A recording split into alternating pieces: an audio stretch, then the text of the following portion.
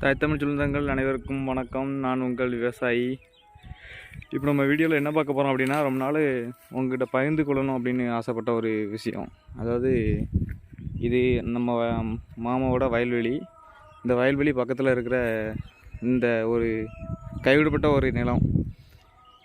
இது என்ன அப்படின்னு பார்த்தவங்களுக்கு ஒரு சிலர் தெரியாது. சரி, எனக்கு சொல்லிடுவோமா என்னன்ட்டு. அதாவது இங்கே விளையிற நெல்லை அறுத்து இதுக்குலேருந்து அந்த கிணறு வரைக்கும் விளையிற நெல்லை அறுத்து இது வந்து களம் சொல்லுவோம். இந்த களத்தில் போட்டு தான் நெல் அடிப்பாங்க. அதாவது நெல் அடித்தாங்க, அதுக்கப்புறம் கொஞ்சம் இந்த டிராக்டர் வந்ததுக்கப்புறம் டயர் வச்சு இதை அடித்தோம். அதாவது இந்த இடம் ஃபுல்லாகவே கதிர் கிடக்கும். ஒரு வகை கதிர், 2 வகை கதிர் அப்படி சுற்றுவோம். அள்ளி போடுவோம்.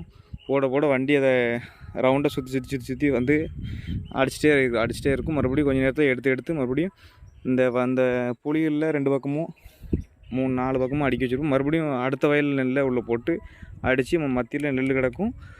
அதை குமிச்சு அதை காற்று வீசி விட்டு படைச்சி அதை வீட்டுக்கு கொண்டு போகிறதுக்கு எப்படியும் குறைஞ்சது 2 நாள் ஆகும். ஒரு நாள் அடிக்கிறது, ஒரு நாள் எடுத்து விட்றது. இரவு காவலுக்கு இந்த கரையில் படுத்துருப்பாங்க தாத்தா எல்லாருமே. அந்த ஞாபகங்கள் வருது.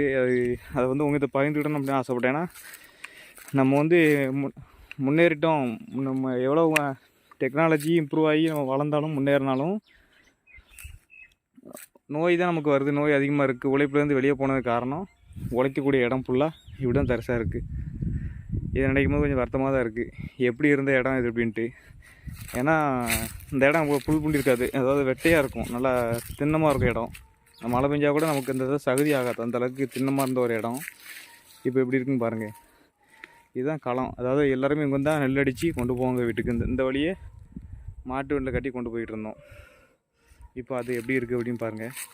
நல்லா ஞாபகம் இருக்குது. அதாவது இந்த இடத்துல வைக்கப்பட இருக்கும், வைக்கோல் அடைஞ்சிருப்போம். அதாவது நெல் அடைச்சி இந்த வைக்கல் கொண்டு போகிறதுக்கு இதில் உள்ள வைக்கல் எடுத்து கயிறு திரிப்போம் இந்த மரத்துக்கு இல்லை. அதெல்லாம் நினைக்கும் போது ரொம்ப சந்தோஷமாக இருக்குது.